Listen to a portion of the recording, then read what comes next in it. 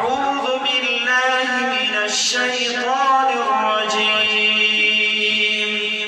بسم الله الرحمن الرحيم.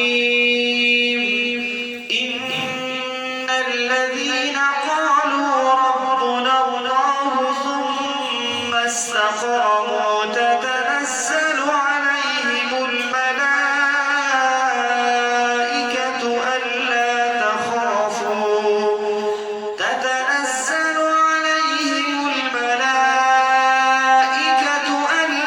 تخافوا ولا تحزنوا